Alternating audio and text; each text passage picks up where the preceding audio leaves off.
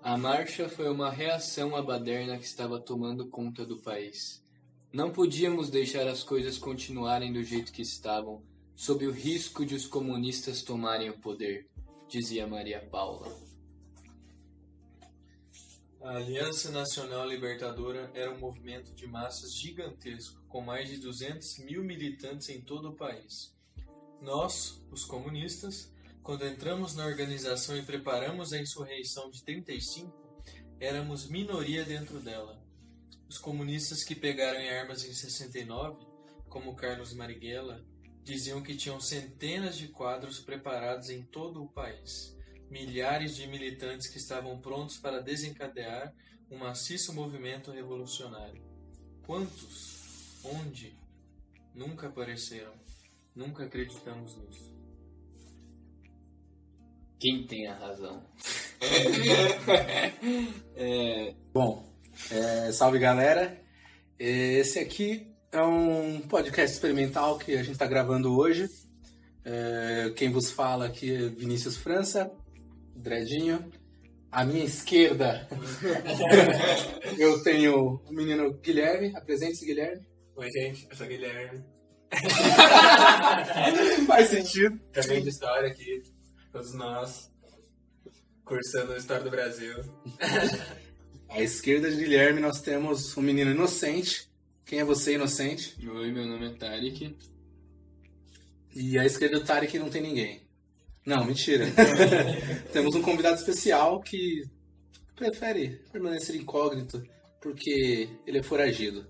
Bom, vamos ao que interessa. Os extratos lidos foram o primeiro do livro A Verdade Sufocada, de Carlos Alberto Brilhante Ustra. Livro lido aí pelo nosso mais novo presidente da República, né? Livro de cabeceira. Livro de cabeceira, né? E o outro foi um excerto retirado do livro de Luiz Mir, A Revolução Impossível. Ele estava fazendo uma citação de um depoimento de um militante da ANL. Bom, E para dar contexto, a gente vai trabalhar com mais 3 textos também, né? Que são o... Qual é o nome dos textos? cara, Quais são os textos? Eu não sei os textos. lance não dá conta. Eu achei que você sabia, Adriano. Não fala desse. A gente vai citar. Vai lançando. Bom, nesse podcast, nós vamos falar de um tema bem recorrente no cenário político atual, que são as narrativas sobre 64.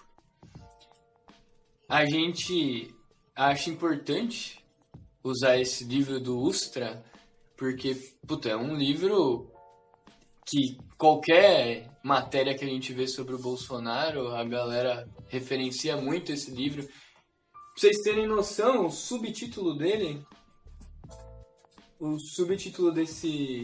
livro do Ustra se chama A História que a Esquerda Não Quer que o Brasil Conheça. A quem não sabe, Parece né? um blog, né? Parece um... É meio sensacionalista. Né? Nossa. O cara escreveu isso ontem. Pra quem não sabe também, o Ustra, ele foi coronel do Exército. Ele trabalhou de 70 a 74 como chefe do DOI-CODE. E ele é talvez um dos únicos torturadores reconhecidos que se reconhecem como tal, né? E idolatrados, né? Reconhecidos e idolatrados. Por Importante salientar. pessoas que detêm um pouco do poder hoje, né? Para a Bom, farsa do Saddam Hussein. E para fazer esse podcast, então, vamos pensar nos termos dessa discussão, né? Bom, sobre o evento 64, se a gente Revolução quiser... de 64. Esse fenômeno 64, ele é usado nos dias de hoje como uma arma quase, né? Existem os pais que falam, quem nunca fez aquela de quando era pequeno, algum professor pedia para ir perguntar aos pais se era bom ou ruim a ditadura, e aí sempre tinha aqueles que falavam que era uma coisa boa, que era pacífico. Nunca tinha visto isso nessa... Não, é legal fazer isso. Nossa. Enfim, você vê bastante dissidência, sabe? Tem os familiares que são mais saudosistas, tem gente que faz manifestação hoje em dia pedindo intervenção militar, e a gente assiste essa volta, a volta desse espectro da ditadura, e existe uma grande briga ao redor desse ano. Uns dizem que uma revolução, como é a posição aqui do nosso Carlos Alberto Brilhante Ustra, uns dizem que existiu uma revolução comunista dada para acontecer naquele momento, ela estava planejada para acontecer, e cito o livro de Ustra direto para quem quiser acompanhar, tá na página 67. Pra quem quiser passar raiva. Ou pra entender a cabeça do nosso novo presidente. Será que é possível isso? Ele dizia que, eu cito, falava-se abertamente que, a partir do 1º de maio, o Brasil estaria completamente comunizado. Os meios de comunicação social, jornais, rádios, peças teatrais, músicas, etc., infiltrados por comunistas, conclamavam a subversão. Ou seja, e em grande parte do livro dele é essa história que a esquerda não quer saber e que eles propõem a tarefa de desmascarar esse mito. Um deles é justamente essa questão do por que se deu o golpe, por que aconteceu. E, bom, os termos do debate, que a gente vai utilizar de outros autores também, o próprio Luiz Mir, da Revolução Impossível, e algumas outras leituras que a gente vai citar ao decorrer do podcast. Os termos do debate são: primeiro, o que estava acontecendo no Brasil em 64? Existia realmente esse perigo comunista?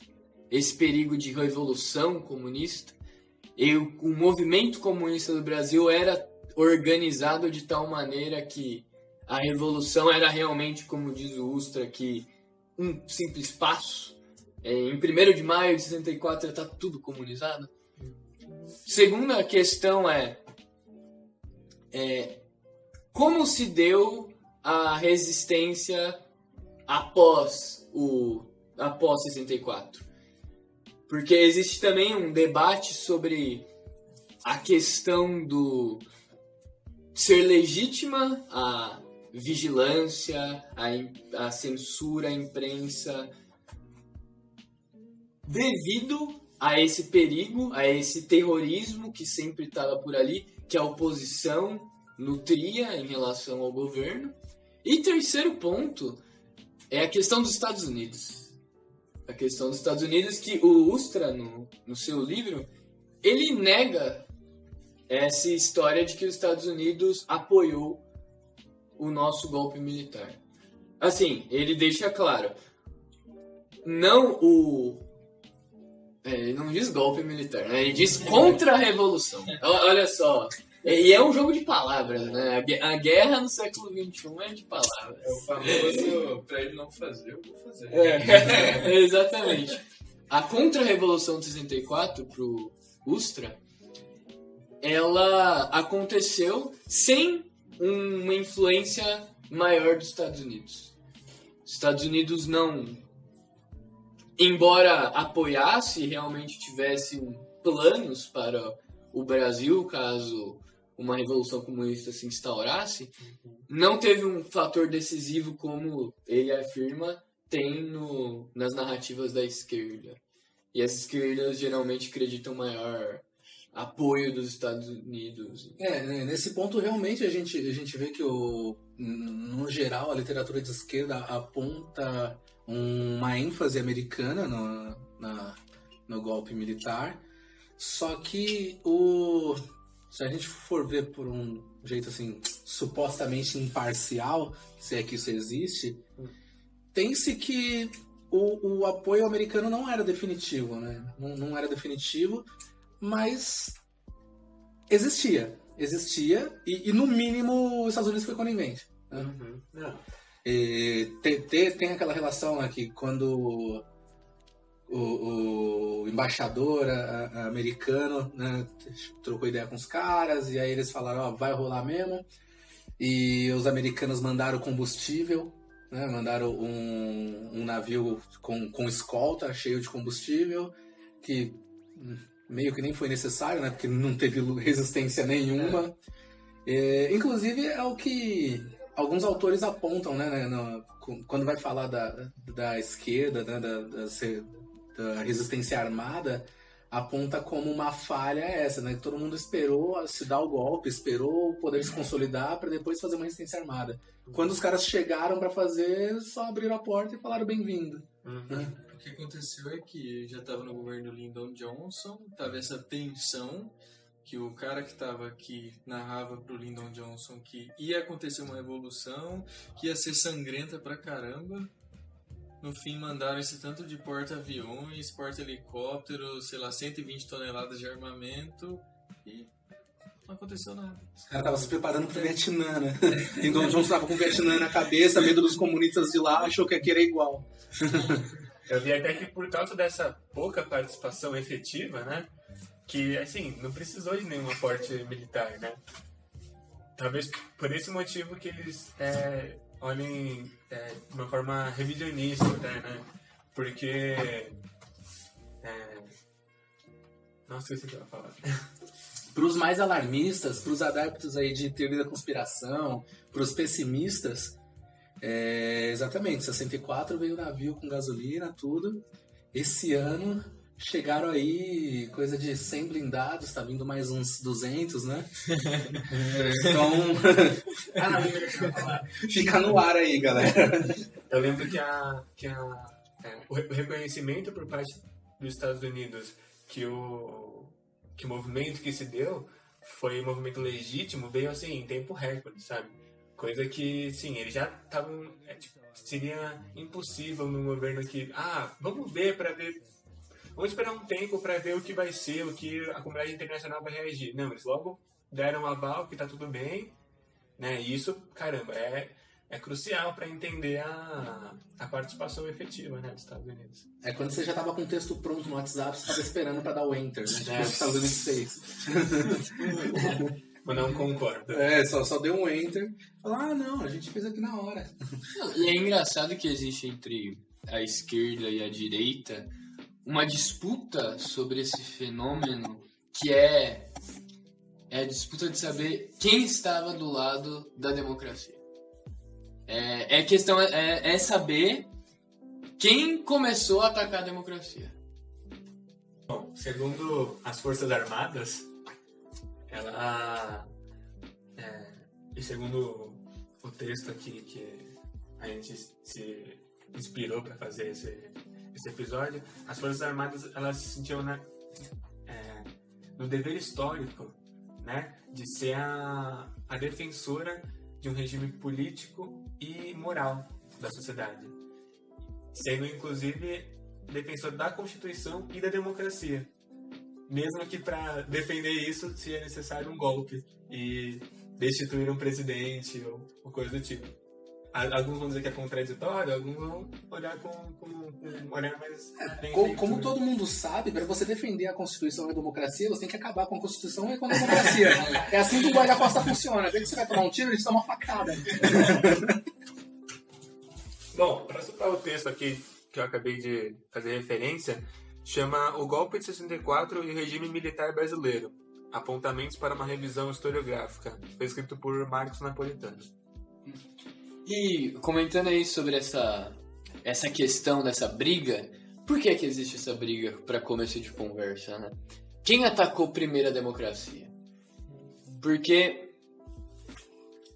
assim como as crianças querem culpar uma outra, é que quem faz o primeiro movimento, quem faz o primeiro dano, aliás, quem recebe o primeiro dano tem basicamente a justificativa ou a razão de responder, né? Então, por exemplo... É a lei do se meta culpa, tá? Exatamente. E no caso da direita olha galera, tava todo mundo aqui de boa, aí tava todo mundo aqui vivendo numa boa, numa nice, na ordem, respeitando as leis. Aí começaram vocês os esquerdistas começaram a se organizar, começaram a fazer treinamento em Cuba, começaram a formar a Liga Camponesa, insurreição de 35, hein? E o governo fraco, um bando de comunistas no governo, vocês que estavam armando, vocês que queriam derrubar a democracia. E tudo que nós fizemos, vendo que vocês primeiramente estavam ameaçando a nossa queridíssima democracia, nós contra-revolucionamos. O presidente que estava na China logo antes de assumir, né? Ele condecorou Che Guevara. Che Guevara com a Cruzeiro do Sul. Maior honraria do Estado brasileiro. Para ser justo, realmente, né? Havia uma movimentação de esquerda muito grande antes da grandiosa Revolução de 64. Tinha o que viriam a ser núcleos armados, né? Já tinha guerrilha. Tinha guerrilha. Não só antes de 64, mas, pô, se a gente pegar ali Vargas, né? A gente pegar os anos 30, tem um histórico. Mas o suficiente para essa resposta que houve, né? Nem a intentora comunista que, pô, se lançou ao país, se lançou realmente um movimento com militares, poderia ter uma certa adesão, principalmente das populações mais carentes do centro, né? Do Brasil. E não houve isso, né? A gente viu que assim, sempre passou longe de um grande projeto. Sempre foi mais um medo irracional do que um projeto de fato. Uma coisa que eu já discuti com o Tarek, eu acho que o erro histórico aí tá você assumir que se eram fortes em 35, em 64 estariam super fortes. Só que você está assumindo que progressivamente eles estavam crescendo como movimento. E isso não é verdade.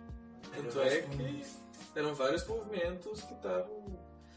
Eram vários focos espalhados no Brasil. Não tinha uma organização para dar um golpe comunista.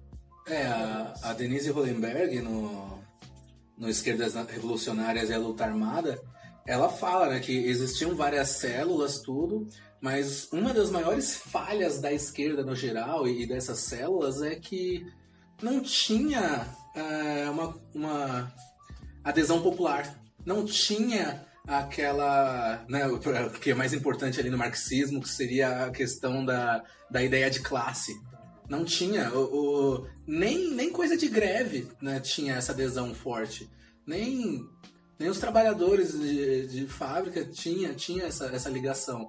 Então, basicamente, um dos maiores problemas, assim, um dos maiores defeitos era que eram pontos isolados. Eram pontos isolados da sociedade. Algo que a gente costuma brincar, né? Que fala que a gente está aqui na Unesp é uma bolha. Né? Falar, não, a gente fala isso, fala aquilo. A gente saía, atravessou a rua, foi no Rainha, comeu uma coxinha. Já é outra coisa. O mundo não é mais a mesma coisa. O indião que eu diga, né? O indião que eu diga. E isso acontece tanto do lado da direita como da esquerda também, né? Por exemplo, dizer que a gente estava numa boa também e a gente estava aceitando a democracia, a gente estava levando nossas pautas através do debate democrático e aí veio o golpe. Pá! E a gente não esperava que poderia acontecer um golpe da direita e que a partir de então toda a resistência e a luta armada que se deu na ditadura foi por causa desse primeiro golpe na democracia. Foi, por exemplo, vocês da direita, e nós agora nos organizamos com armas porque vocês começaram. Então nós justificamos nossas ações porque vocês feriram a democracia. Então, mas aí eu fazendo o advogado do diabo aqui, a direita vai falar que não, mas vocês se organizaram antes e por isso que nós demos o golpe. Uhum. Então é sempre, não, você bateu primeiro. Não, isso, quem bateu primeiro, né? Quem bateu primeiro. De fato, no texto da Denise Hollenberg, uma das coisas que ela faz é uma crítica a essa narrativa de que o que houve na esquerda foi uma luta pela democracia. Na ditadura sempre houve tentar reaver a democracia. O que ela dizia que não era bem assim, galera. Não era reaver a democracia. A gente tinha uma luta para tentar quebrar a democracia burguesa. Existiam grupos... É claro que nunca a gente nunca deve dizer a esquerda, né? Mas as esquerdas. E dentre elas tinham essas frações. É importante a gente lembrar que dos movimentos revolucionários, a gente pegar o ALN, MR8, um bonde, normalmente a galera era dissidente do PCB. O que o PCB quer? O retorno do pré-64? Não. Né? Então, a galera estava lutando... Partido Comunista do Brasil. Exatamente, Partido Comunista do Brasil. Insira aqui o hino da União Soviética. Mas exatamente, houve, né, essa ruptura na frágil democracia que existia aqui no Brasil. E então, com essa desculpa, com esse escudo, houve, né, a galera pegou em armas, houve uma resposta, se a gente pode dizer assim, mas não é para voltar para 63, era para buscar um futuro possivelmente socialista, era para buscar um futuro revolucionário. Então, quando a gente olha para trás, quando a gente vê um documentário na TV, um filme ou um livro no geral, a ideia que a gente puxa era guerrilheiros armados ou revolucionários ou dissidentes ou etc, etc, lutando pelo retorno da democracia. Mas não é exatamente o retorno da democracia. Sim, seria uma democracia, sim, mas seria a democracia do proletariado, nas palavras dos rapazes vermelhos. E aí você vê que esse tipo de visão justifica a atitude que a direita tomou de um medo absurdo, também suportado pelos Estados Unidos, esse medo, de que, sei lá, Cuba comunista, ok, mas Cuba é minúscula. Cuba representa uma ameaça aos Estados Unidos mais por vergonha, porque os Estados Unidos não conseguiu. E pela geografia, né? Isso. E pela geografia, se a gente for pensar em crise dos mísseis, tudo, né? Porque na época não tinha míssil de longo alcance e tal, era um ponto estratégico porque a Rússia não conseguia né, destruir os Estados Unidos de onde estava. Mas de Cuba eles conseguiam. De Cuba eles conseguiam explodir a Casa Branca. E o problema do Brasil é que o país aqui ele é muito grande na América Latina, representa uma coisa muito colossal. É um dos maiores países do mundo em território e população, né? Imagina, o Brasil comunista, isso ia dar uma abertura para todos os outros países seguirem o mesmo caminho. Exatamente, porque pelo menos hoje, quando a gente fala de relações internacionais, de política global, apesar de, né, pelo menos desde o desgoverno Temer, o Brasil, obviamente não é os Estados Unidos, mas ele é um tanto quanto um mastro na América Latina, pelo menos na América do Sul, com certeza. Então, hoje ele não age dessa maneira. Hoje é um desinteresse, né? A gente vê Temer fugindo de reunião internacional para voltar a tempo para o Brasil, para não sei quem não ficar inelegível, etc, etc. A gente vê que o chanceler não está fazendo nada, a gente vê que o Brasil está omisso. A própria crise da Venezuela é uma prova inexorável disso. O Brasil hoje é omisso. Mas, pelo poder brasileiro, tanto de tamanho e de economia, e se a gente for pensar nos anos Lula, por exemplo, o Brasil ele era um farol na América do Sul. Então, obviamente que era diferente em 64, mas se o Brasil tendesse a um regime comunista nos anos 60, anos 30, etc., era capaz da gente fundar o Ursal. Sem brincadeira. A gente fundava o Ursal, mas infelizmente não rolou, né, galera? E nem chegou perto. Nem chegou perto. A galera fala, nossa, era o perigo iminente. Tinha meia dúzia de maluco sentado em cima da bunda, tipo, conversando na casa da mãe, sabe? Nunca foi um perigo. Mas antes da gente entrar nesse mérito, tipo, se realmente foi ou não possível, vamos ver o que diziam, o que o outro lado tem a dizer sobre isso. Por exemplo... Então você tem um lado.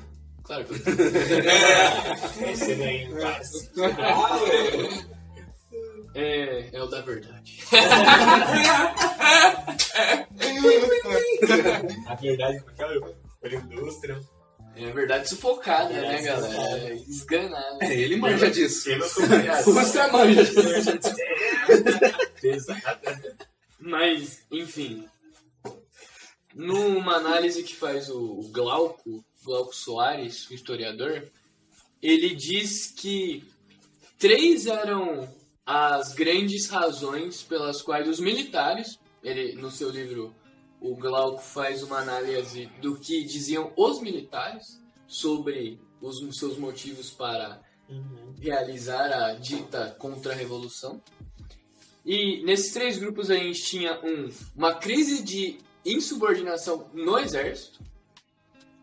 2, a corrupção, a política corrupta. E em terceiro lugar, a dita ameaça comunista. Nosso amigo, é só coincidência, viu? Não tem mais isso em nenhum período de história.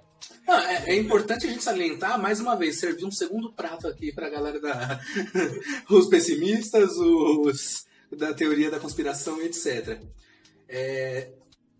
A gente viu que nesse ano de 2018 cresceu uma suposta politização muito grande da população. Né? Não dá pra gente falar que foi uma politização de verdade, mas o engajamento, né? Interesse maior. Houve um engajamento político muito grande da população nesse ano de 2018. Sabe quando mais teve isso? No começo dos anos 60. No começo dos anos 60 é tido como uma das épocas de maior engajamento político da história do Brasil, gente. É que isso parece que acompanha uma vontade dessa elite que domina de fazer as massas acharem que estão conscientizadas politicamente para exercerem seu direito democrático. Bater panela e tal. E no fim, aconteceu o que aconteceu agora. Não é um teaser, hein, galera? Não é um preview. Boa. E é interessante notar dessas narrativas da direita. O fato é, bom, primeiramente a gente tem aquele ponto que a gente comentou no início, de que primeiro é preciso saber quem começou. E agora eu queria chamar a atenção para vocês num detalhe no livro do Ustra, que eu tava muito curioso para ver como ele iria falar do AI-5. Acho que foi um desses motivos para eu ter entrado, né? Vamos abrir um parênteses aqui, né? AI-5, pra quem não tá familiarizado. Sim, por favor. Quem não tá familiarizado. Em 13 de dezembro, é isso? Acho, se eu não me engano é isso. Em 13 de dezembro de 1967... 68? 68. Em 13 de dezembro de 68... a gente ganhou um prêmio aí, chamado AI-5, Ato Institucional número 5. Ou seja, ele foi o 5º, né? Já haviam tido 4 antes.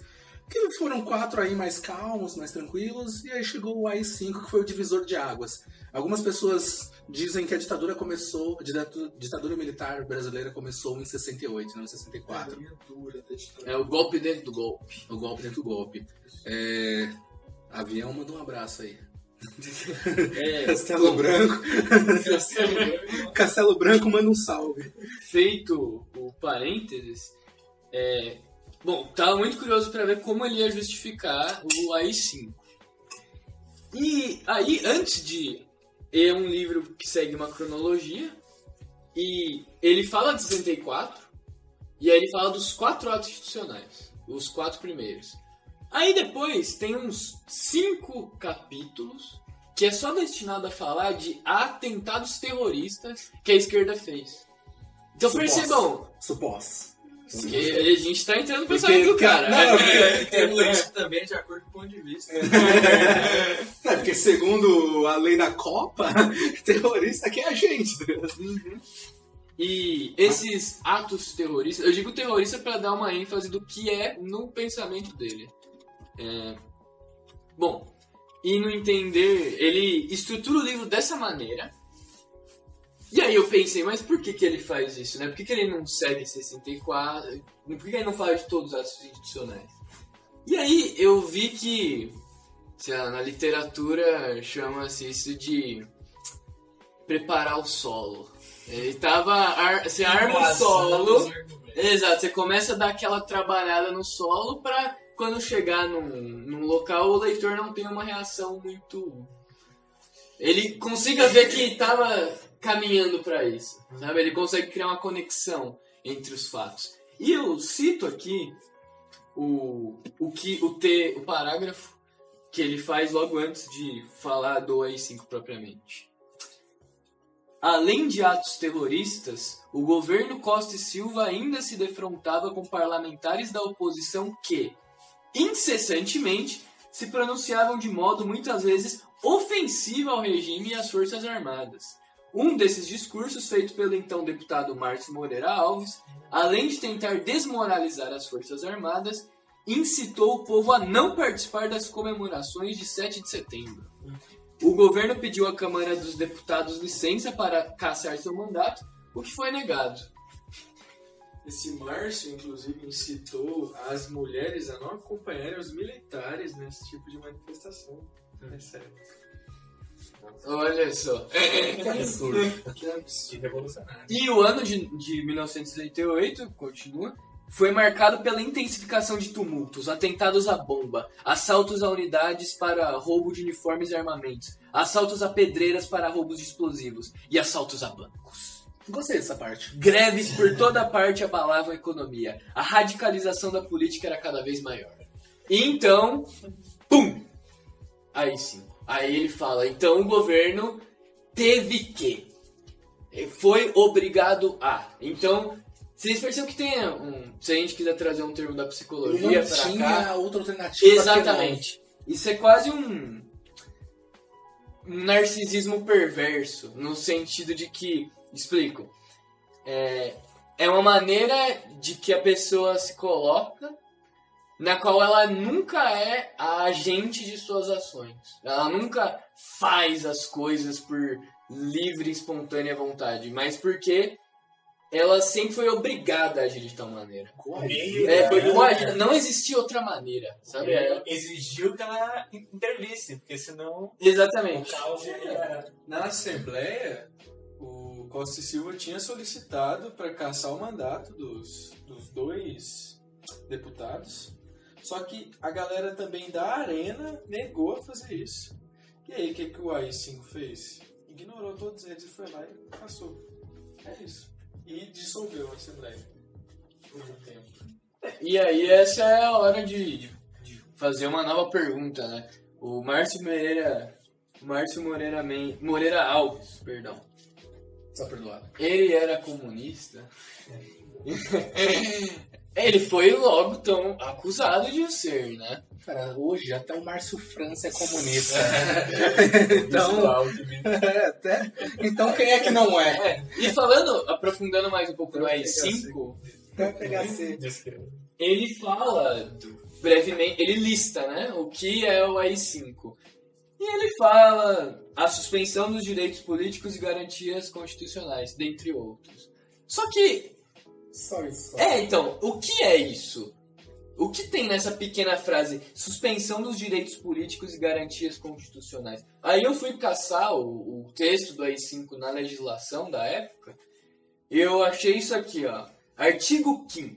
A suspensão dos direitos políticos com base neste ato importa simultaneamente em 1. Cessação de privilégio de foro por prerrogativa de função. 2. Suspensão do direito de votar e de ser votado nas eleições sindicais. 3. Proibição de atividades ou manifestação sobre assunto de natureza política. 4. Aplicação quando... Nossa, esse aqui é o melhor. Quando necessária das seguintes medidas de segurança. A. Liberdade vigiada. Liberdade...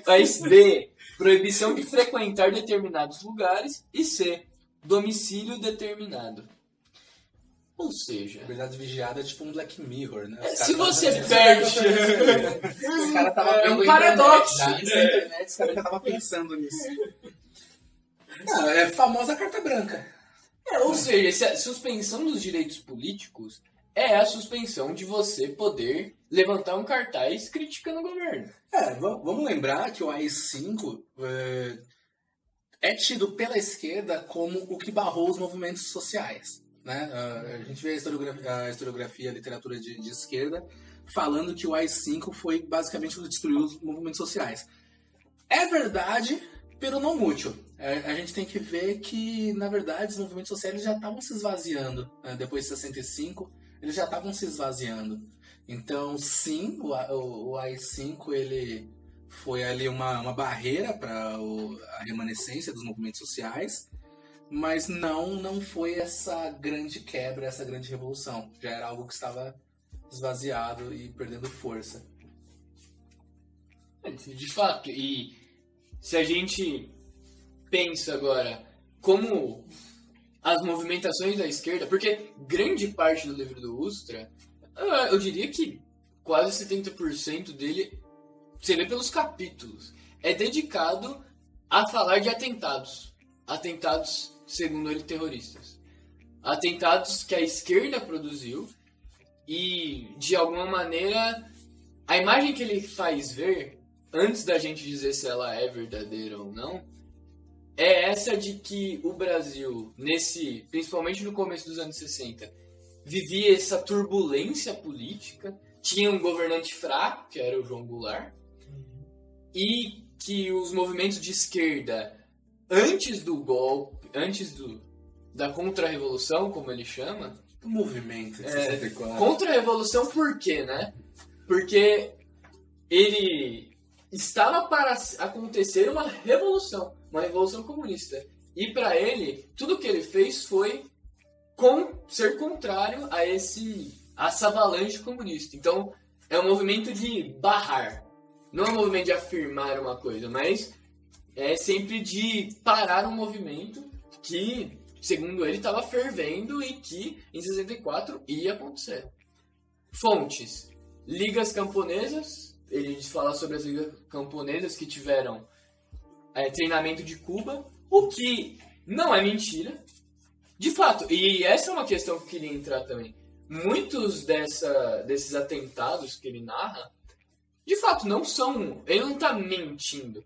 A gente pode contestar que, para um livro de história, ele usa pouquíssimas fontes, e fontes até meio questionáveis. Por exemplo, História Oral do Exército. Ele se cita também, às vezes, os vídeos dele. Cara, que confiança, né? Mas Que enfim, humildade. Autoestima pra caramba. para além disso, esses atos, por exemplo, o sequestro do embaixador dos Estados Unidos em 69 aconteceu de fato.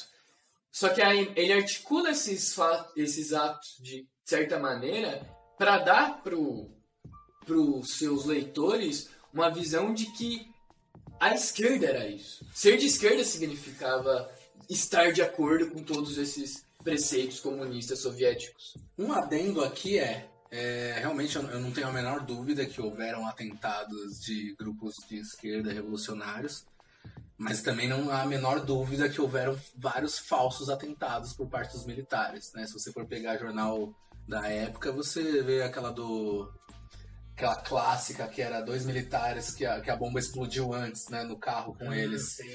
E não é o único caso. Pode estar da banda, né? É, No Rio Centro, como é que é? no Rio Centro, exatamente. Que eles iam colocar uma bomba numa banca e não eram muito habilidosos. Acabou explodindo dentro do carro com eles dentro, né? E não é um caso isolado, né? É o caso isolado do dia, a gente pode dizer assim. Então, essas justificativas que tá dando, né? Tinha atentado, tinha não sei o quê. Quantos realmente tinha, né? Quais realmente eram atentados verdadeiros e não truques? Sim. E tem que pensar também quantos não foram...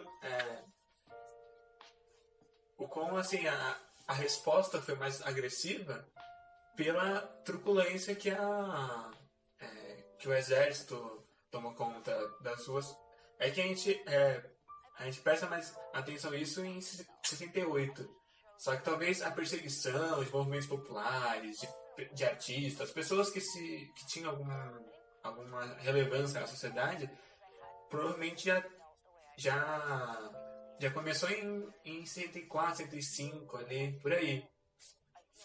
Tanto que o que o Marcos Napolitano ele disse, que o exército não tinha uma linha ideológica coesa, do tipo, vamos ser liberais, como por exemplo, talvez o Bolsonaro aqui com os seus tenentes, seus coronéis, tenha agora essa visão. Eles não tinham essa visão naquele momento. Tanto que, segundo o autor, eles falam que os militares variavam muito, general para general. Tanto que o que unificava eles, talvez a mais importante, né? Menos do que o que os diferencia, mais o que os une, que é o anticomunismo e a rejeição de políticas de massas.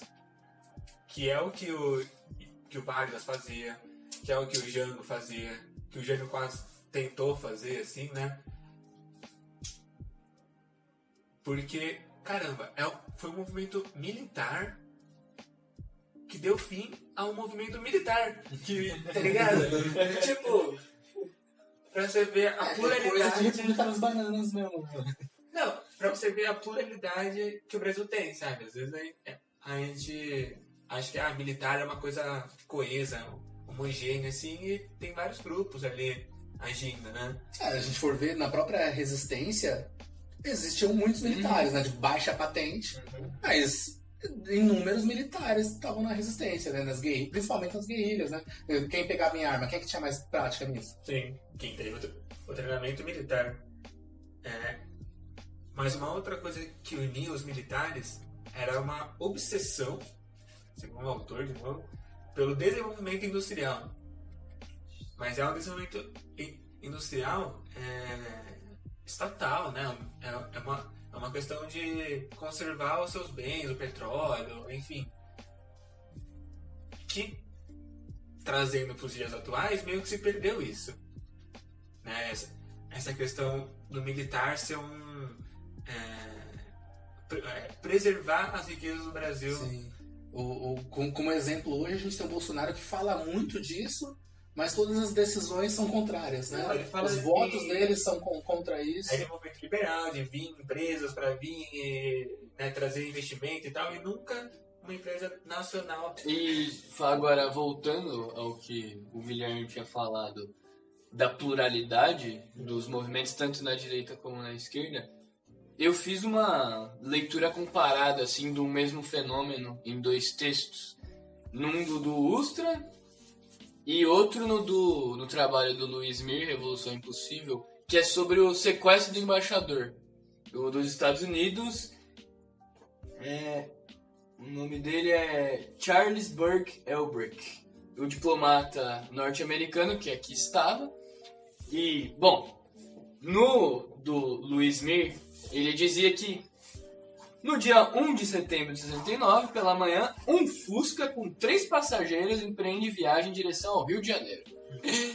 E nesse Fusca estão os 3 sequestradores, e armados com granada e revólver, cano longo. A questão é, eles chegam, eles conseguem sequestrar, eles tacam o embaixador numa Kombi, levam ele para uma casa, mas deixaram o motorista olhar a placa da Kombi e aí descer os militares lá, mas enfim. Pra gente ver como as coisas eram mais simples antigamente, né? Você conseguia sequestrar um embaixador com um Fusca, uma Kombi. Pois é, mas O Fusca era um carrão na época. Um carro. Sempre foi um carro do povo. O próprio nome Fusca, Volkswagen, é carro do povo. Foi assim que o Hitler mandou o Ferdinand Porsche fazer. Fique claro. Gente, temos um amante de Fuscas aqui. Mas se eu fosse amante, eu não tava defendendo que era um carro, falando que não é um carrão. Eu sou justo. Mas ele é motorista de Fusca, então tira esses próprios conclusões. Não, obrigado. o sequestro durou 72 horas e 30 minutos.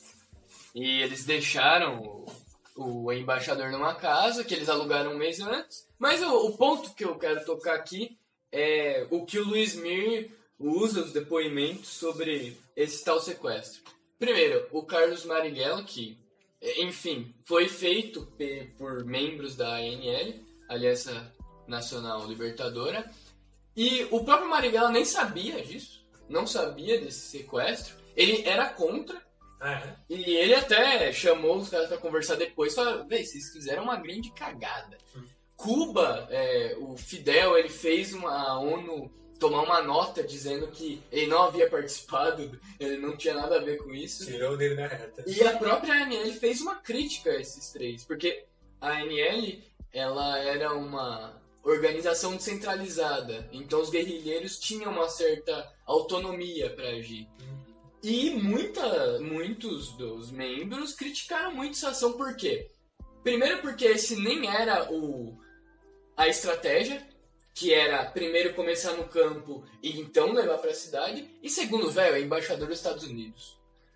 Por que você vai comprar briga com esse cara agora? Por que você vai comprar briga com ele sabendo que os militares, a partir de então, iam cair matando na ANL? É porque já não tava difícil bastante, né? Os caras queriam um pouco mais de emoção. Agora, na versão do Ustra, do fato, que é o mesmo fato, ele narra que no Volkswagen, ele não fala Fusca, pararam o Cadillac do embaixador, sequestraram até aí as duas versões. Fusca dando pau em Cadillac.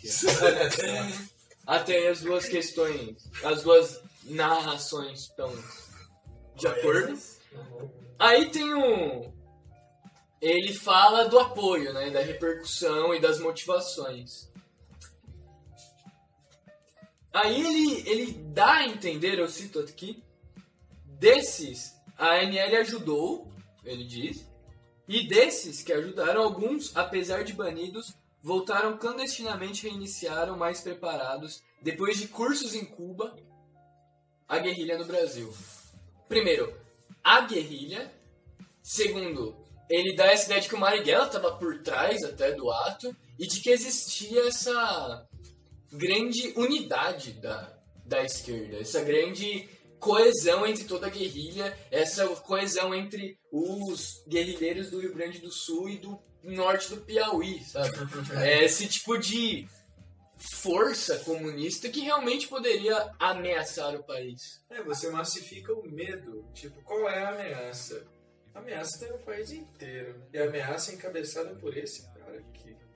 Aqui dá pra saber que ou ele só era mentiroso ou não sabia de nada. Porque todo mundo sabe que a esquerda só se junta na cadeia, né? Isso é claro. O cara vem querer com uma história dessa? Não dá. E, então, sobre isso, um dos artifícios de criar essa narrativa, por parte da direita, do Ustra, principalmente, que ele é o de quem estamos falando. Menino brilhante. Do menino brilhante. É fazer ver essa massa unitária, vermelha, de unidade, disciplina, sabe? Que sempre está perto, sempre se esconde e que de alguma maneira sempre está ameaçado. Então, e com isso, o que isso permite a ele? Permite aos militares fazer o que eles quiserem. Olha, se é para defender, e ele faz questão sempre de enumerar que os atentados terroristas é gente usando criança de escudo, é gente tacando criança para os policiais matar, é sequestrar mulher, é as piores coisas do mundo. O que é absurdo, porque todo mundo sabe que crianças não dão bons escudos. Sim!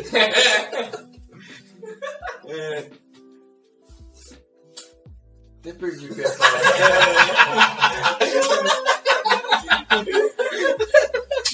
Assim, que cria esse tipo de medo e que, por assim dizer, dá aos militares o aval.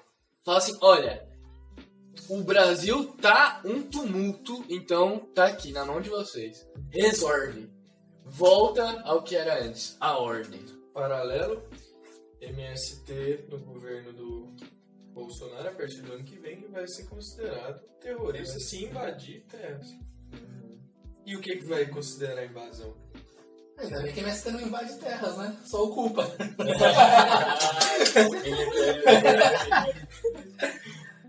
Não, mas tempos difíceis estão por vir, Harry. Mas inclusive, agora você tocou num ponto importante, né?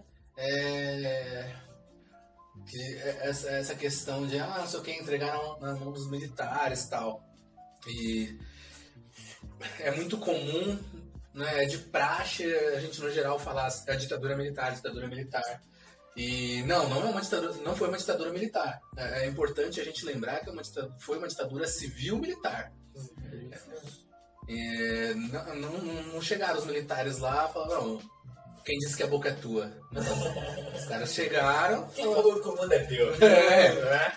Você tá no tropa de elite. Tinha uma galera falando, não, senhores militares, por favor, aqui. Tomem o poder. Existia um interesse de uma parte da população civil, principalmente da elite, mas às vezes a galera acha também que é só da elite. Não é só da elite. Existia um apoio, talvez aqui dizer, das massas, né? Assim, né? Marcha da família. Marcha da família. Mas uma coisa... Hoje a gente vê novamente a galera lá em Brasília. Se você for ali na frente da Alesc, em São Paulo, né, a Assembleia Legislativa de São Paulo, se você ali que tem a Assembleia Legislativa e na frente tem uma base militar enorme.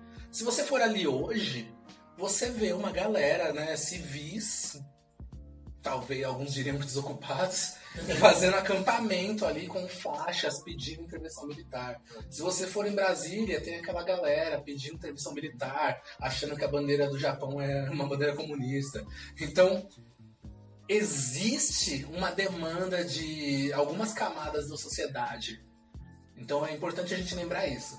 Mas uma coisa que você me lembrou sobre esses momentos de hoje é que, assim, se fosse algum tempo atrás, movimento na Paulista, em Brasília, dia de semana, é coisa de vagabundo. Que é fazer paralisação dia de semana? A gente trabalha, filho. Não existe almoço grátis, vamos trampar aí, vamos entregar no sanatório. Aí quando é pró-direita... Então, aí, uma coisa que eu tava ouvindo de um sociólogo português chamado Boaventura Souza Santos. Ele falando que o processo que tá tendo hoje no Brasil, ele não é só de Estado, tipo, os Estados Unidos intervindo, os militares. São organizações privadas, né, tipo Atlas, e ele dá Millennium, institutos de pessoas civis privadas que... A Fiesp, né, com um pato gigante dando almoço com filé mignon pra galera. Exato. Tipo, MBL, né? O maior exemplo disso, que desde 2013 já estão usando dinheiro de fundações de Students Democrats for não sei o que, de dinheiro americano. É importante a gente lembrar que é um think tank, MBL, né? Exato. A galera esquece disso. É um think tank e um think tank não é só um think tank. Sempre tem algo maior por trás. O que é um think tank? Poxa, cara, think tank é uma galera que se junta num... A tradução literal, né, é o tanque de pensamento. Que basicamente chega alguém com um ideário e forma um grupo onde vai ficar farmando aquele pensamento ali. É tipo, eles contratam uma galera com alguma relevância, com pessoas com seguidores hoje, né, falando. Aquele Brasil paralelo. Vem pra rua, MBLs aqui pra gerar notícias, blogs, gerar cultura, conteúdo de caráter que interesse aos pagantes, não é verdade? Falei o Bolsonaro. Isso, perfeitamente. E mamãe falei Canal do MBL, opressor. né? MBL. Inclusive o Movimento Brasil Livre, né? MBLzão, que é um movimento apartidário, mas que todo mundo que se elege pelo DEM, Coincidentemente. estão pensando em virar um partido. Você viu? Saiu essa notícia. Então, só pra ficar aí. Mano, mas rapidinho, só pra completar aqui minha informação, para não perder essa questão. Segundo o autor, os historiadores, eles não estudavam tanto os movimentos, os desfechos, o porquê. Era mais uma questão estrutural, assim, sabe? Quem ia estudar, tipo, as causas, o desfecho, o que fez acontecer o golpe eram sociólogos. Então, por isso que muitas vezes o historiador encontra uma certa dificuldade de encontrar fontes para isso. E aí uma coisa que que a sociologia documenta e demonstra, segundo de novo aqui o Marcos Napolitano, que que havia institutos privados já naquele momento organizados de forma a desestabilizar o governo Goulart e, eu coloco entre aspas, conquista do Estado. Então, assim, o mesmo caminho, digamos assim, que a MBL trinchou para derrubar a Dilma, que vem pra rua, que, enfim, todos esses movimentos que saíram às ruas pedindo o impeachment e pedindo o Bolsonaro, de uma certa forma já existia lá. E ele dá os nomes aos bois, inclusive. É o Instituto de Pesquisa e Estudos Sociais, IPES, Instituto Brasileiro de Ação Democrática, IBAD, e Escola Superior de Guerra. Ou seja, essa coisa de ter movimentos, institutos privados, não vem de hoje. Né? Ele já estavam organizados e fazendo essa rede de think tank. Ele inclusive usa esse termo, think tank, já naquele momento, já nos anos 60. Então, o golpe, o 31 de março, o 1º de abril, foi só o desfecho final desse movimento que eles criaram. E, querendo ou não, criaram na atualidade de novo, né? Eu ouvi dizer de um velho barbudo que dizia que a história se repete. Papai Noel, né? De vermelho, um velho barbudo de vermelho. Acho que era isso aí. Coca-Cola. Bom, se é... Mas ainda, acho que puxando ali do que você falou, né? Dos historiadores e tal, né? Que era um rolê mais de sociólogos. Se a gente for pegar, né, nos anos 70, 80, principalmente 80, né? Obviamente, que tinha uma abertura maior. Exatamente. Então, principalmente nos anos 80, houve, pelo menos na questão da historiografia brasileira, houve uma maior valorização e aceitação da história oral devido à produção de trabalhos com relação à ditadura. Porque documento ou era trancado ou pegou fogo. Né? Ou é secreto, salve Alckmin, ou pegou fogo. Não, então, a maioria eram sigilosos e até para encontrar a história oral era muito difícil quem se dispusesse a falar. A gente vai ter abertura dessas coisas agora, nos anos 2000 e... Não, dessas coisas de 5%, né? Quem teve abertura. E nunca são os de nenhum ator principal, assim, tá ligado? É sempre coadjuvantes e tal. É coisa paulatina e ainda periférica. Então nos anos 80 rolou... O cara assim, um grande cara pra pegar de marcha. Nos anos 80, então, rolou muito uma historiografia nova, tanto de ex-militantes, né? Tanto de pessoas que participaram ativamente, quanto de gerações novas, né? Uma galera que tinha acabado de se formar e tal, que não tinha vivenciado realmente a ditadura ou as guerrilhas, e começaram a produzir trabalhos a partir de entrevistas, depoimentos. E foi aí então que a historiografia começou a valorizar mais, a historiografia brasileira, né? Obviamente, passou a valorizar a história oral. Porque antes tinha-se um preconceito maior, né? Existia um preconceito quanto a isso. E aí, desses a gente tem alguns livros de ex-revolucionários. Eu acredito que o mais famoso hoje seja aquele O Que É Isso, Companheiro, né? Do maninho do MR8. Que inclusive virou o brother do MR8. Qual é o nome dele? O rapaz do MR8 que escreveu o Movimento Revolucionário 8 de algum mês. Sequestraram o embaixador suíço, sueco. Bruno Barreto. Bruno Barreto. Não é Bruno Barreto. É outro nome. É o escrito. Fernando Gabeira. Gabeira, é isso mesmo. Louco. Gabeira. Tá vendo? Eu sou péssimo com nomes, né, o coisinha. Então, que eles sequestraram. Qual que é o embaixador que eles sequestraram? Embaixador americano. É americano, né? Tá escrito aí.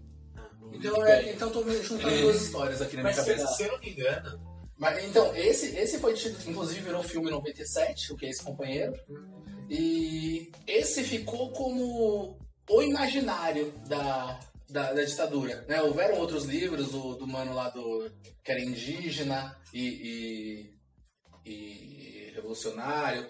Tiveram outros historiadores, inclusive, que publicaram as próprias memórias. E esse foi um dos que ficou no imaginário. E aí eu lembro que o autor no texto ele fala que como a redemocratização brasileira se deu de cima, né, e não por baixo, não foi através de uma revolução, não foi através de... não foi. Então, houve um certo cuidado para que as produções, o imaginário, ele ficasse nem tão caro, então lá. Falasse, não, conseguimos vencer, não sei o quê, mas sem colocar o dedo na ferida. Então, foi... Alguns dizem que foi uma historiografia, que foram algumas produções conciliadoras. Hoje se fala muito, a esquerda não sei o quê, a ditadura militar não era assim, a esquerda inventa, mas não é que a esquerda inventa, ficou no meio termo.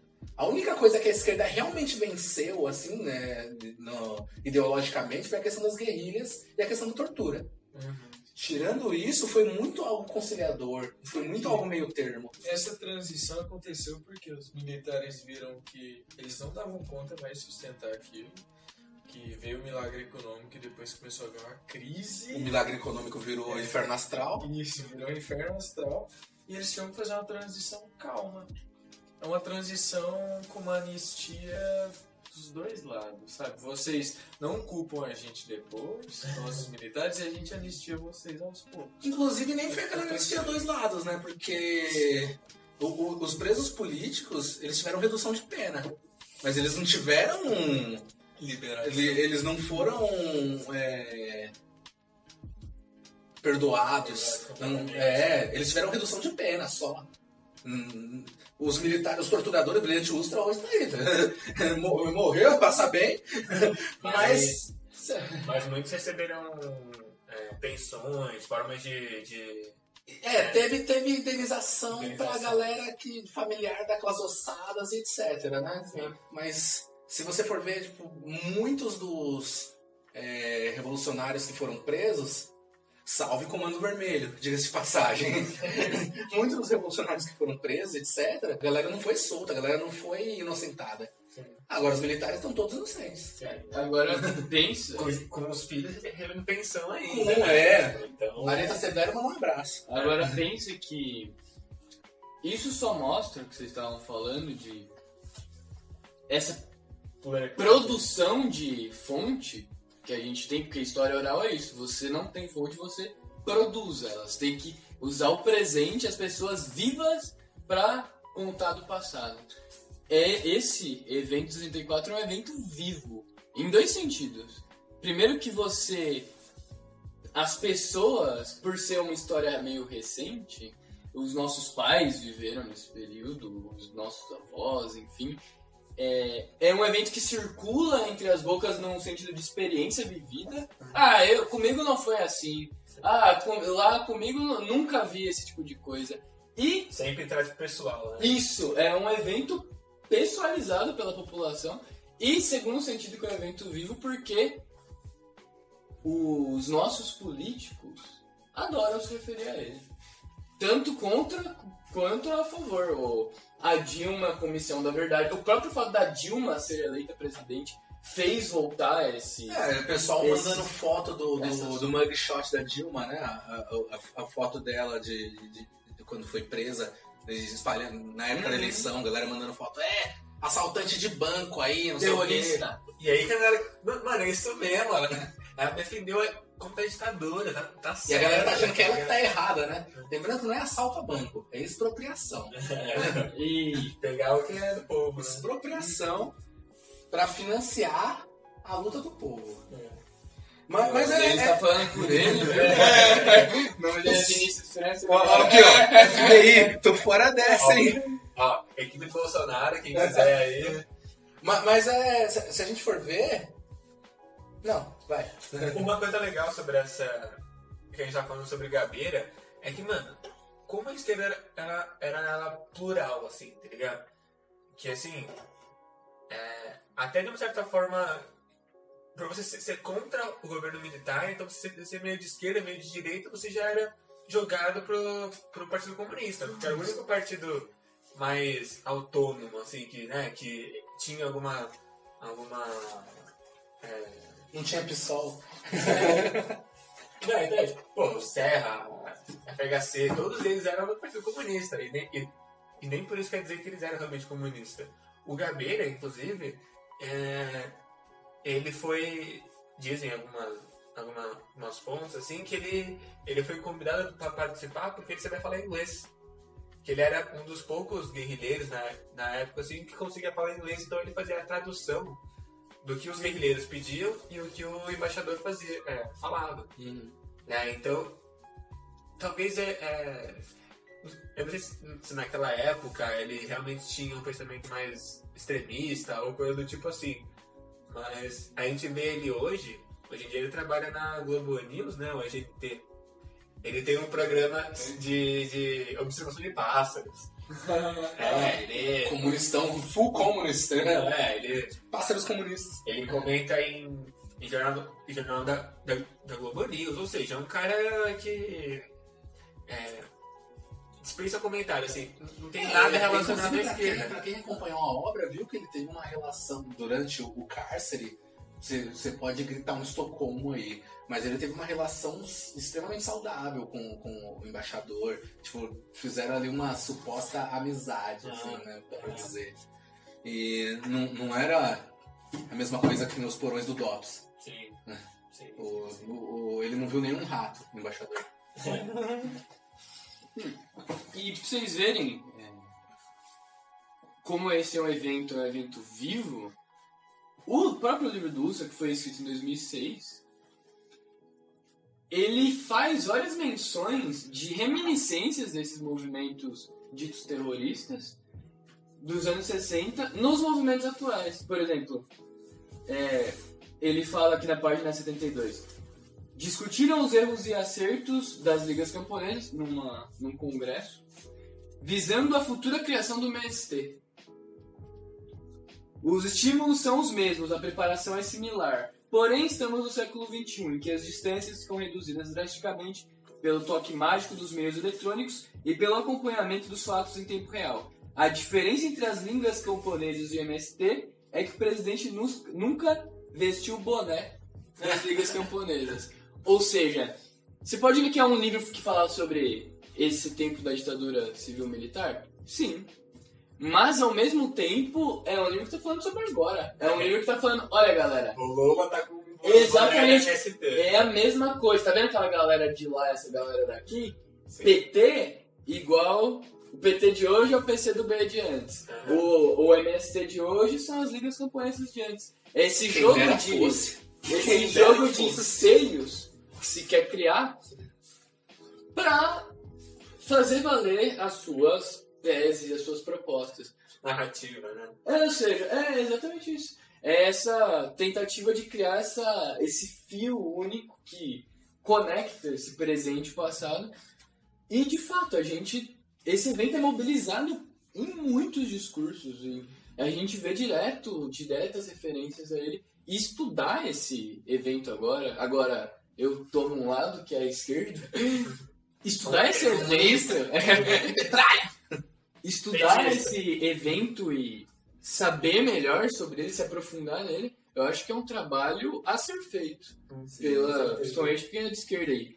E, sei lá, evitar até certos lugares comuns, sabe? Por exemplo, de falar que, sei lá, os esquerdistas eram um bando de coitadinho que gostava da democracia e que aí veio a ditadura e aí sim nós lutávamos contra a ditadura.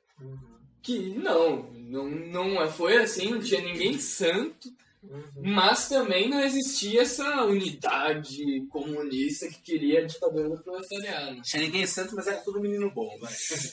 Mas eu acredito, na minha humble opinion, na minha humilde opinião aqui, se eu posso dar um pitaco, que o livro do Brilhante Ustra, por exemplo, só existe hoje no Brasil da forma como existe, e ele não é classificado, ele não é tido assim como Mein Kampf, porque o Brasil é um país sem memória. Com certeza. Se a gente for ver os países irmãos, né? Se a gente for ver Argentina, Chile, até Paraguai, se a gente for pensar, mas né, principalmente Argentina, Chile, que tiveram ditaduras próximas, e realmente próximas, né? Porque se a gente for pensar na ONU, na época dos anos 80, anos 70, sempre tinha alguém da comissão que era um dos 3 países, né? Um dos 4, 5 países que passava pano pro outro. Então era sempre um país passando pano pro outro, né? Sempre tinha isso. Então era ali Brasil, Argentina, Chile, quiçá o Uruguai, o Paraguai, mas sempre né, nesses movimentos ditatoriais militares, que inclusive a brasileira foi até diferente da Argentina e chilena, que eram extremamente personalistas, né? Quando a gente pensa em ditadura chilena, a gente pensa em Pinochet. Quando a gente pensa em ditadura brasileira, a gente pensa em ditadura, só. Sim. Não tem nenhum nome que salta. Não era personalista, mas eram ditaduras militares e ponto. Então, se a gente for para a Argentina hoje, se a gente for para o Chile hoje, existe Museu da Memória, existiu uma certa preocupação na qual eles removeram estátuas, na qual eles repensaram o país, na qual eles repensaram a ditadura, na qual eles conversaram, na qual eles ensinaram na escola, na qual foi falado.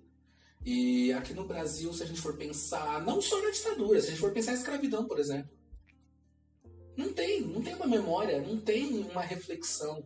Hoje em dia, se você chegar em um aluno, ou não só um aluno na escola, mas sei lá, uma pessoa hoje em sua função de trabalho, no ponto de ônibus, no seu descanso de domingo, se for perguntar de escravidão, por exemplo, a pessoa vai falar, eu não escravizei ninguém, o que eu tenho a ver com isso? Que é a tese, inclusive, do Jair Bolsonaro, né? Exatamente. Claro, isso aí foi não sei quanto tempo atrás, isso aí foi 500 anos atrás. Não sei o quê. Que eu não escravizei ninguém e, inclusive, os próprios africanos se escravizaram. O português nunca pisou na África. Eles flutuavam. Então, desconhecimento da história é absurdo. O Brasil, eu acredito que se a gente estivesse aqui, por exemplo, no estado alemão, esse livro do Brilhante Ustra ia ser tratado como Mein Kampf. Você não ia achar na livraria, você não ia poder falar assim abertamente na rua. Porque isso é absurdo, Um ditador, um torturador, eu não consigo pensar em nada mais desumano do que um torturador. Sim. Então um torturador que é tido como ídolo pelo próximo presidente da República. E isso só gerou voto para ele, sabe? Isso só enalteceu a imagem dele. Quando ele se associou a um ditador, a imagem dele cresceu. Então, é o que os sociólogos falavam no movimento de 64. Foi um movimento que eles criaram com think tank, criaram um solo fértil para que essas ideias anticomunistas, anticorrupção, não fossem mal recebidas. Que nem hoje. Assim, na minha escola, pelo menos, eu nunca tinha visto, sei lá, não houve ditadura, não sei o que, de nenhum professor. E eu já estudei em escola mais rica, mais pobre, mas tipo assim, e nenhum... Seu menino viajado. E nenhum professor assim falava, né? Ou então... Mas em contrapartida também é verdadeira. Assim, você nunca ouviu que não houve ditadura, mas você nunca realmente ouviu da ditadura na escola. Né? Pelo menos eu na escola... vamos lá, teve a ditadura e foi isso aí. Recreio. Como todas as outras matérias. Eu acredito que esse seja o maior problema brasileiro nessas questões sociais, nas questões políticas. Isso é um país sem memória. A gente não tem memória ou reconhecimento da escravidão. a gente não tem memória ou reconhecimento da ditadura, tanto que a gente está caminhando para uma nova. E é isso, cara. Mas se eu E pudesse... é muito falta de conhecimento histórico, né? Porque, caraca... E é o único país no mundo que acha que o nazismo é de esquerda, diga-se de passagem. Mas se eu pudesse discordar do Vinícius, diria que não um país sem memória. E ainda usando o que o Guilherme falou, mas é porque pensamento conservador, um país de maioria conservador não pode se manter sem uma filiação à memória, sem uma filiação ao passado, sem uma boa leitura do que do que foi para te explicar o que você é. Eu diria que o problema é que Eu não diria que é uma boa leitura. Que memória? É uma leitura de qualquer maneira. Sim, mas é uma memória seletiva. É uma memória seletiva. Por isso que eu digo que é o Brasil sem memória. Porque, por exemplo, se a gente falar, teve uma festa esse final de semana, você lembra? Lembro que eu fui e me diverti. Aí eu falo, não, mas você foi e você deu PT, cara. Você ficou vomitando lá na festa. Você fala, não, eu fui na festa, me diverti, saí com umas meninas, não sei o quê. A memória que você escolheu não é o que engloba o todo. Assim como o Brasil. A gente fala, não, a gente teve aí uma contra-revolução militar contra os comunistas que estavam tomando poder e foi uma maravilha. Houveram alguns excessos. A gente teve uma escravatura que não foi legal. Algumas pessoas sofreram, mas hoje em dia tá tudo legal. Uma princesa assinou uma lei que todos são iguais agora. E realmente não existe... Quando eu falo Brasil um país sem memória, é verdade, porque é o que eu mencionei. Na Argentina, no Chile, você tem museus do período militar, da ditadura. No Brasil isso não existe, isso não é falado. Você não tem lembranças, né, de museus e tal. O museu mais importante do Brasil pegou fogo, porque não tinha nenhum investimento, não tinha nenhuma importância. Então, sim, eu acredito que é um país sem memória. Mas eu não acho que isso seja um problema da direita em específico. Eu acho que a esquerda faz isso. Não da direita específico, mas algo, é um todo. É um todo. A memória seletiva existe tanto do lado conservador, quanto também narrativas da esquerda, que diziam que negavam a existência de luta armada, e enfim... Eu acho que a questão da seletividade tem mais a ver com, sei lá, o lado que você quer tomar e que você não quer dar concessões a outros para ele te criticar e justificar, enfim, ditadura. Mas enfim, o que eu acho que serve como crítica à esquerda, esse período da ditadura, enfim, vocês estavam usando esse conceito de think tank e, de fato, uma das críticas que a Denise Rosenberg faz à esquerda do período é que a luta armada era algo isolado. A vanguarda revolucionária, e não só por simples inevitabilidade, tipo, ai, nossa, a população é burra, eles não aceitam. Até os guerrilheiros, em uma certa medida, segundo ela, se davam esse próprio papel de vanguarda, de separado, de à parte, de à frente, de elite, que devia estar apartada da sociedade e que assim começar os atos. Tanto numa elite intelectual, eu conheço o mundo e sei as injustiças, e quanto uma elite armada, não, de fazer a revolução acontecer. E fica essa crítica nesse sentido de que a esquerda, isso diz também o Vladimir Safatli, não criou memória. A esquerda não conseguiu, não teve esse esforço de fazer essa crítica e de tentar construir essa visão junto das pessoas, e que mesmo na época da ditadura o que se tinha era esse vanguardismo. É que a esquerda não tem força, né, cara? A gente teve um governo aí, né? 13 anos de PT, governo de esquerda. Governo de centro. Governo de centro. Você acha que um governo de direita, por exemplo, se fosse uma direita honesta, ok. Mas um governo de direita tipo, safada ia fazer um museu da ditadura? Você acha que um governo Sarney, FHC, ou um governo conciliador do PT ia fazer algo que desagradasse a elite do país, né? A elite econômica, a elite de poder. Não vai, os caras não... O máximo que Lula conseguiu fazer foi criar vaga em faculdade e levar luz para o Nordeste, né, para as cidades que não tinham luz, e criar o Bolsa Família para que as pessoas pudessem não morrer de fome.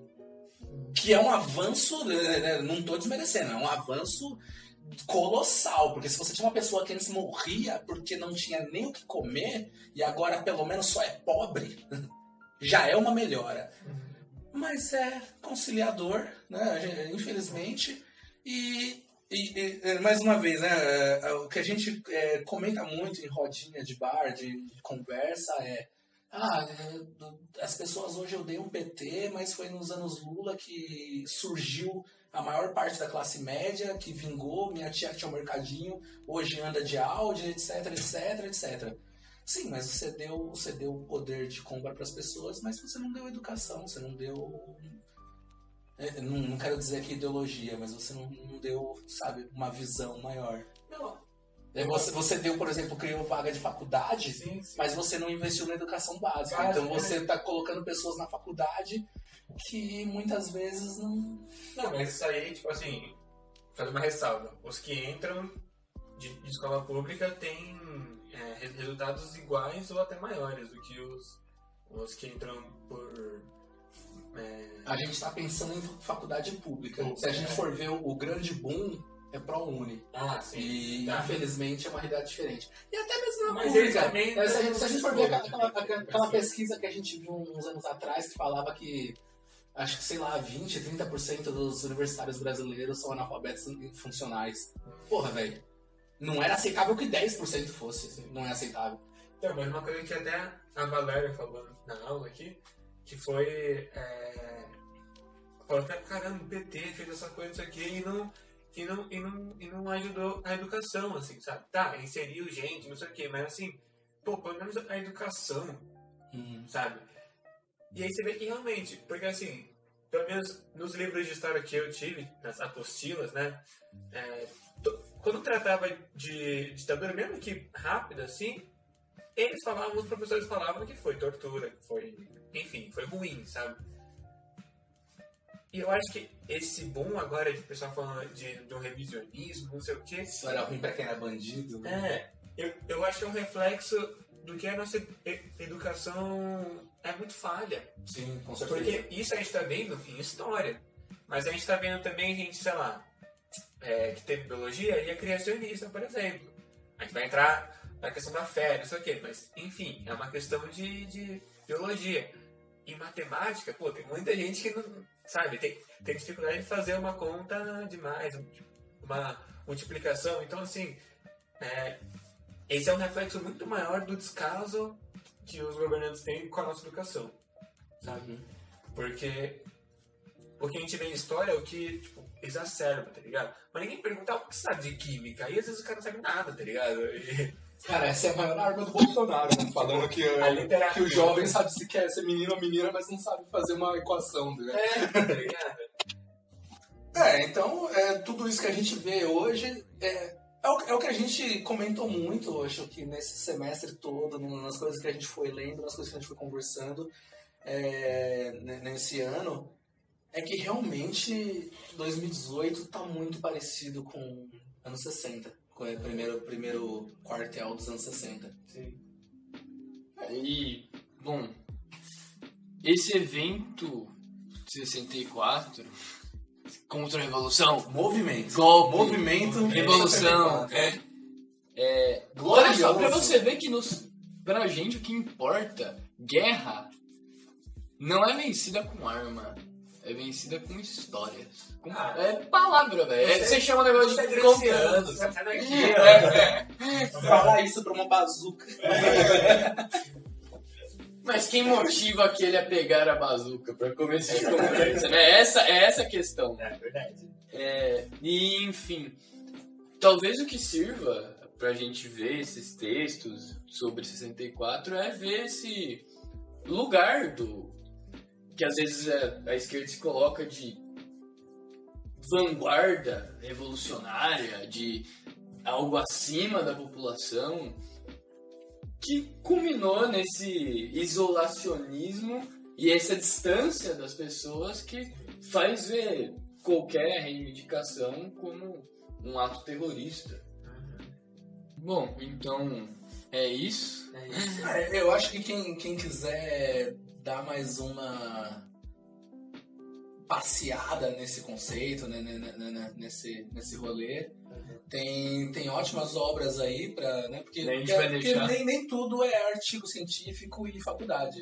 Você pode assistir alguns filmes que são bacanas também, documentários. Tem o que a gente falou do Gabeira, né, do Que é Esse Companheiro, tanto o filme quanto o livro.